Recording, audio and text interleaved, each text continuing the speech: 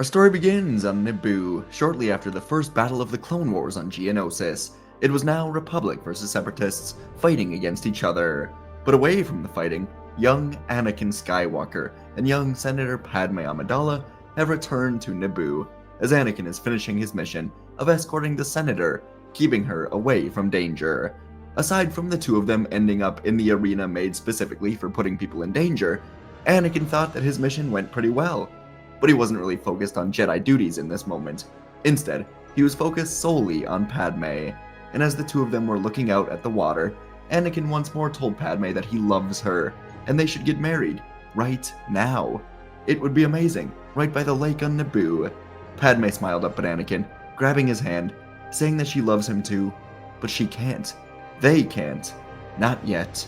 Anakin's eyes went wide, as that was not the response he was expecting. He asked Padme why, and she said it's because of what happened on Tatooine. Anakin turned away, saying he doesn't want to talk about it, and Padme said that's exactly why they cannot get married. Anakin is not ready. But Anakin turned back, shaking his head, saying he's never been more ready for anything in his life. All he wants is to be with her. But Padme then asked what will happen when she dies or is in danger. Will he act the same way he did versus the Tuskens, massacring everyone around him, including the women and the children? Padme told Anakin that she simply cannot have that weight on her shoulders, knowing that at any moment, she could be the key for Anakin descending down the terrible path. Padme told Anakin she wants to marry him, but first, he must find himself, learn to accept that death is a natural part of life. Anakin nodded. Deep down, he understood. The echoes of the Tuskens still rang in his ears at night, and he was secretly glad that he was going to have to confront these terrible acts. So Anakin would say goodbye to Padme, promising that someday they will be together. And Padme believed him. They loved each other, but the timing was not yet right, and so Anakin would return to Coruscant alone. The sun was setting on the planet, and the Jedi Temple was masked in a yellow-orange color as Anakin entered through the gates and made his way all the way to the Council chambers. He was determined to tell the Council about what he did on Tatooine. Maybe they would suspend him, keep him in the temple permanently, or maybe he would be expelled. Anakin really wasn't sure, but he knew he must face this, and so he entered the chambers as Obi-Wan, Windu, and Grandmaster Yoda were all here.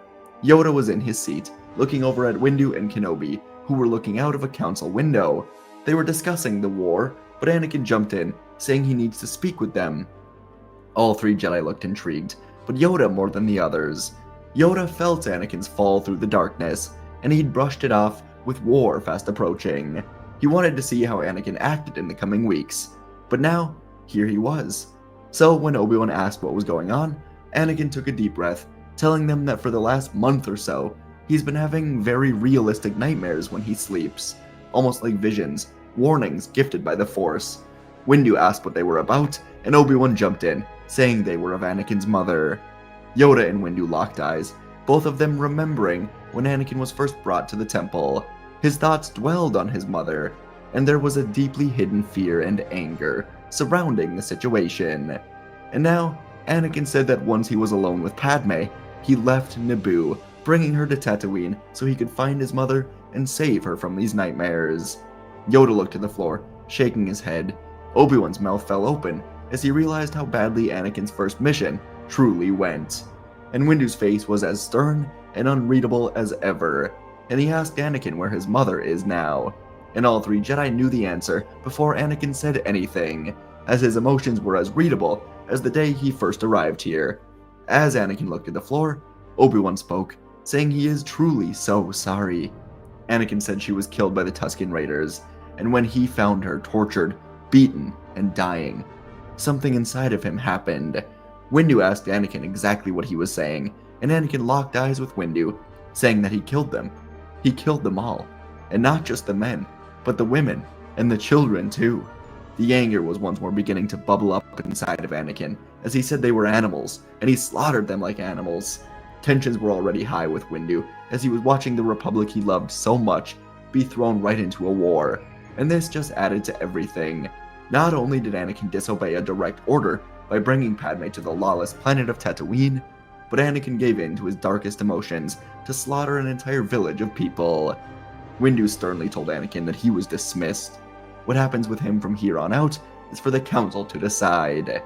Anakin opened his mouth to object, but it was clear Windu would not be changing his mind on this. So, Anakin gave one last regretful look to Obi-Wan, and he exited the doors. Almost immediately, Windu said that Anakin should be expelled from the Jedi Order. Obi-Wan looked to Yoda, and when he didn't say anything, Obi-Wan stepped in, standing up to Windu, and saying that if anyone is to blame for this, it is him. He is Anakin's master. He knew about Anakin's nightmares, and he ignored them. He didn't train Anakin well enough to prepare for this. Obi-Wan passionately told the two Jedi that if anyone deserves to be punished, then it is him. But if the Council does decide to expel Anakin, then he will be leaving the Order with him. Obi-Wan told them that he hopes the Council makes the right choice, and then he left the chambers to go find his student. And so, as Anakin and Obi-Wan talked with each other in the Jedi Temple quarters, Yoda and Windu gathered the entire Jedi Council, laying out everything they knew about Anakin's case. Many Jedi had opinions on the matter. Mundi thought the expulsion was the only path, while Shakti said the Council has not done enough to monitor Anakin's progress. Appo Rancis agreed with this, saying that Anakin was always a different Jedi than the others, but they've treated him as if he is not any special. Plo Koon agreed with this assessment, saying that from the day Anakin arrived, the Council could see he would someday be trouble if not monitored and trained correctly. It is the Council that has failed, along with Anakin, and he should be rehabilitated in the Force, not expelled to roam free and possibly fight against them in this coming war. That was the cloud hanging over everyone's head that no one wanted to admit. The thought of Anakin being expelled and then joining the Sith or the Separatists to fight them was a terrifying thought. Anakin's power was undeniable, they all knew it, and if put in the wrong hands, it could be the end of the Jedi. Ultimately, a vote would be held, and the result would be unanimous. So, Anakin and Obi-Wan would soon be called to the Chamber of Judgment, and Obi-Wan was fully prepared for Anakin to be expelled. He too would have to leave the Order in order to keep his promise to Qui-Gon. But Obi-Wan was actually surprised by what happened in here. The Council unanimously decided that Anakin was not to be expelled, and instead, he was being sent to an ancient moon in the Sorgan system. This moon was well hidden, and all records showed that it was uninhabitable, but many centuries ago, Jedi scouts discovered this mission to be extremely strong in the Force, and it was occasionally used as a sort of rehab center, where Jedi going down the wrong path could go and reconnect with the Force if they so choose. Anakin knew it was either this or expulsion, and in order to be with Padme, Anakin knew what path he must take. So, Anakin accepted this mission, and he was informed that Jedi Council Master Eth Koth would be going with him. Master Koth had expressed that he does not wish to fight in war, and if he does, then he may soon leave the Order. So instead, he was going to go with Anakin. Along with finding the light side of the Force again, a key part of this mission was actually going to the planet Sorgan itself. A village there recently went through a terrible storm, and it was completely destroyed. So, Anakin and Eth Koth would be aiding the village in repairing itself. Anakin would accept these terms, and preparations were made to take off, as Anakin said goodbye to his master. Before long, a Jedi shuttle would take off from Coruscant, as Anakin and Koth were sent to Sorgan. For the rest of the Jedi, the time had come to embark on battles across the galaxy. The Separatists had a head start, and they were invading worlds or peacefully bringing them to join their cause. And soon Chancellor Palpatine would learn that Anakin was no longer here. It was under extreme Jedi secrecy where he went, and Palpatine didn't have nearly enough power yet to force the Jedi to tell him where Anakin was. So instead, plans would proceed without Skywalker, and the Clone Wars were fully underway. But far away in the galaxy, the desolate Sorgan moon was an unassuming place, a speck of rock blanketed by the serene forests and the quiet streams. Its solitude was the perfect place for reflection, and many Jedi before Anakin had been here to find themselves. It was a mirror for the soul, as Master Eth Koth had described it, and Anakin Skywalker, burdened by the weight of his past, would begin his year-long journey with hesitation and unease, with his thoughts constantly drifting back to the Tusken village on Tatooine. He carried the echoes of his rage and his grief, but here, under Koth's quiet guidance, the Force did whisper of some renewal. Anakin had doubts that he would ever be able to rid himself of the darkness that always tugged at him, but he knew he must try, for Padme. The days would begin with meditation, a practice that Anakin had often dismissed as tedious or boring in the past. On the moon, though, it would become Anakin's anchor. He immediately could feel how differently the Force moved here, compared to Coruscant, where the planet never really slept. The sounds of traffic, the feeling of a trillion people going about their lives, it was overwhelming at times. But here, it was peaceful. Eth Koth's lessons for Anakin were not merely lectures, but rather demonstrations, as he immersed himself in the natural ebb and the flow of the living Force. Anakin watched Koth interact with the creatures of the forest, his calm presence soothing even the most skittish of the animals. Slowly, Anakin would start to emulate this serenity. In the evenings, he would sit by the streams, feeling the pulse of life around him.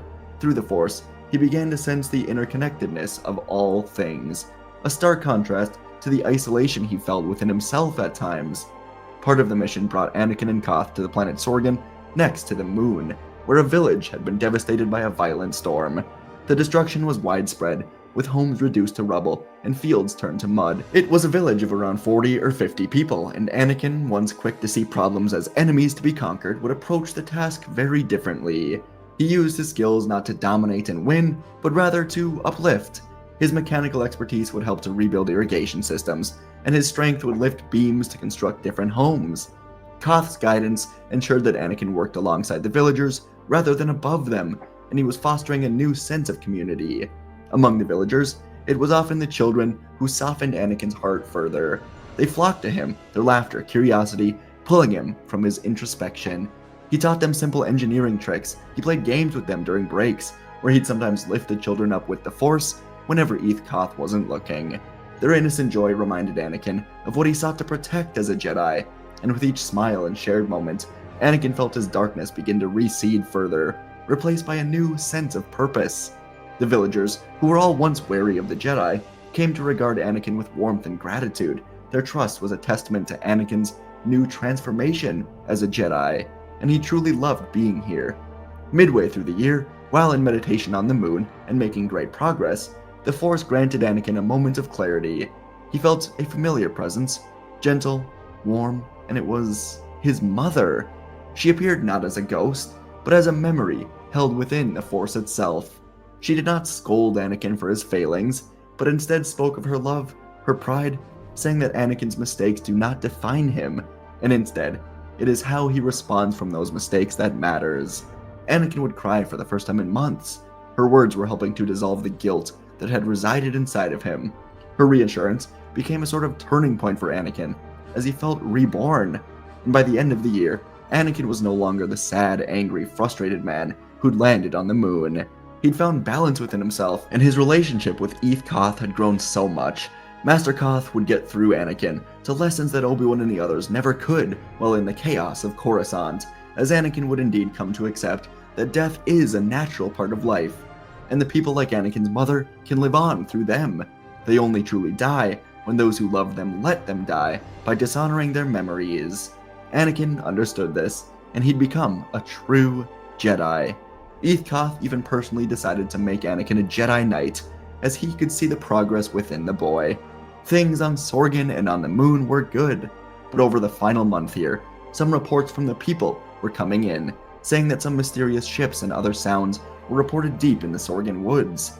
And one day, the two Jedi, Anakin and Koth, decided that they would venture into the woods to find out exactly what was going on. The two of them went in different directions, with Eth Koth going down the river and Anakin going in the opposite way through the trees. And after a long walk, Eth Koth would discover something rather chilling. Hidden in a cavern by the river was a pirate camp, and as Eth Koth investigated this area, he found attack plans detailing how the pirates were going to raid the village and take everything from the people here. Koth noticed this place was abandoned, with traces of footsteps heading towards the village. But before Koth could go and warn everyone, a sniper shot echoed through this camp. Deep in the woods, Anakin heard the sniper shot, and he immediately took off to find where it came from. He leapt through trees, cutting down whatever was in his path, until finally, he found the cavern with the pirate ships in the camp. And on the stone ground lay Eth Koth, with a sniper wound through his chest. Anakin ran over to him, and the emotions of old began to return. He wanted to destroy whoever did this, but Master Koth reached up, telling Anakin that this is the choice he was always going to be forced to make. He can take the easy way out, slaughter the pirates, but many villagers may be killed in the process. Or Anakin can get the villagers out of here, leave the pirates behind, save the people, do not give in to his dark emotions. Anakin closed his eyes with tears forming in them, and Koth took a final breath, telling Anakin that he is a truly great Jedi, and he will always be with them. And he died, hoping Anakin would do what was right, knowing Anakin would do what was right. In the peaceful village, a ways out from where the Jedi were, a rustling in the nearby woods could be heard before the sound of a pirate raid began to ensue. The people panicked, all of them running into their homes or other safe areas to try and survive. But they were no match. The pirates were going to take them all out, steal everything they had. But suddenly, a booming voice told everyone to get to the supply transport, and Anakin Skywalker flew in from the trees, landing in front of the pirates, creating a one-man blockade, blocking shots, holding the line, so the people had time to evacuate into the large supply transport ship. Anakin used the Force, throwing logs and rocks at the pirates, and some of the villagers ran in with rifles to help Anakin. When everyone was safely on board, Anakin flipped backwards to land on the ramp, deflecting more shots to keep the ship safe, and he took the controls to help escape. The people on board were filled with despair, having to leave their home behind, but Anakin would tell them that Sorgan was not their home. The people are their home, and as long as they are together, they will be alright. And Anakin knew exactly where to take these people. When Anakin was protecting Padme before the war, she spoke of a refugee relief movement that she was a part of, and Anakin knew where the capital headquarters were. So, he took the people to the spaceport where they would find their new home, and Anakin would personally say goodbye to everyone here, including the children who all admired him so much, and before long, it was time for Anakin to rejoin the galaxy at war. Padme was here to help with the refugees, and soon, she and Anakin were alone as she gave Anakin an overview of the war, along with a secret, personal update.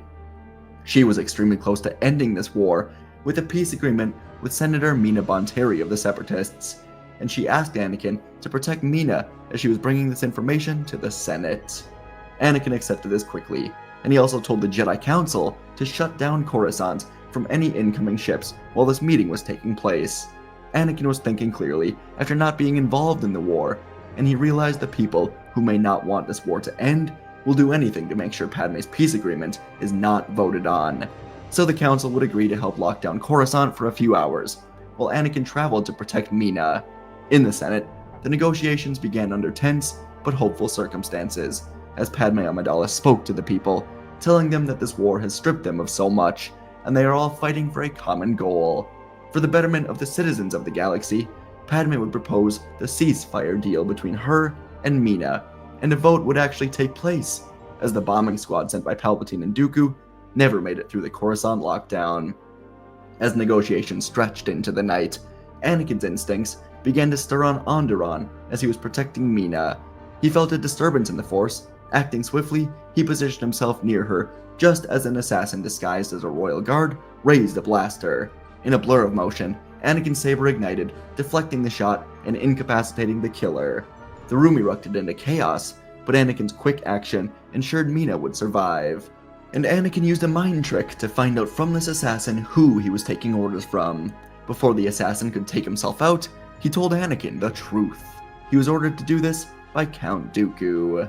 Meanwhile, the Jedi Council, acting on intelligence provided by Anakin and Padme, uncovered the plot to bomb Coruscant. A joint task force, led by Kenobi and Windu, intercepted the explosives in space before they could be deployed. The Jedi's success in thwarting the attack removed a significant barrier to trust, and the Senate was finally persuaded to give Padme's initiative a chance. The Separatist Senate soon voted overwhelmingly to support the ceasefire, as did the Republic, and the turning tide would leave Dooku increasingly isolated and vulnerable, as the Separatist Senate, previously under the impression that peace was not an option, would learn it was Dooku who was actually pushing the fighting to go on. So with the ceasefire in place, the deactivation of the Separatist droid armies would begin under the supervision of the Senate leaders, as they were quickly disavowing Dooku's leadership. General Grievous, stranded with his fleet and droids shut down, attempted to flee, but was intercepted by Jedi Masters Plo Koon and Kit Fisto. In a battle aboard his flagship, Grievous was destroyed, marking the end of the Separatist military threats. The galaxy began to breathe a collective sigh of relief, as the grinding war finally came to a halt, while Dooku and Sidious were speaking to each other, trying to figure out what to do next. This was all happening so fast. But Dooku would soon have some visitors. With the fleet protecting Sereno down, a squad of 10 Jedi and a couple hundred clones infiltrated the castle, arresting Dooku and also finding secret archive data spread out over many years, linking him directly to Chancellor Palpatine. So Dooku was arrested, and in the aftermath, as Palpatine was searching for alternative plans, perhaps executing Order 66 today, the Jedi Council turned its focus to arresting Palpatine for conspiring with Dooku. The evidence was truly incriminating. So as Yoda, Windu, Plo Koon, Obi-Wan, Shakti, and Depa Billaba entered, Palpatine's anger got the best of him. He wanted to wipe out these Jedi, but he would quickly fall in battle. After the initial shock at Palpatine being Sidious, the Jedi acted quickly to kill the Sith Lord, and without the war to obscure his actions, the Senate began to support reforms aimed at rooting out corruption. Padme, hailed as a hero of peace, worked tirelessly to rebuild trust between former enemies on both sides. Anakin, having played a pivotal role in protecting Bon Terri and supporting Padme, found a sense of purpose in the concluding war, and together, the two of them were symbols of what could be achieved in this galaxy as peace was restored. Anakin and Padme would indeed get married, as Padme saw how much Anakin grew up mentally and emotionally, and the two of them would be able to guide the galaxy in the right direction for many years to come, as Anakin would soon be made a master, with the support of Obi-Wan and the Council, after his long mission to find himself. He was a true Jedi, and Obi-Wan couldn't be more proud of his student as he excelled in the newly peaceful galaxy. And folks, that is our story for today. Another sorta long one, kinda. It's also like a what if inside of a what if inside of a what if, starting with, I guess, what if Padme decided not to get married, and then what if the Jedi sort of sent Anakin away? What if, they almost expelled him, I guess.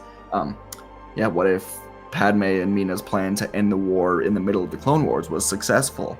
A lot of scenarios coming together here to form this video of just what if Anakin told the Council about the Tuskens. So ultimately, this was a path I really enjoyed. I could have done the path of Anakin being expelled, maybe going dark side, but I don't know. I didn't think that really fit for what the Jedi would. I don't know. Then you're not gonna just let him loose in the galaxy. Like, that wouldn't make much sense, because he's just gonna be a Sith. Anyways, they just send him on a little retreat. Anakin and Eth Koth feature. We haven't done any Eth. I've never done Eth Koth, I don't think, in a video. So got him some highlights, showed him off. Eth Koth. Everyone likes Eth Koth. Anyways, appreciate you guys listening. Let me know what you want to see next. I'll see you in the next video.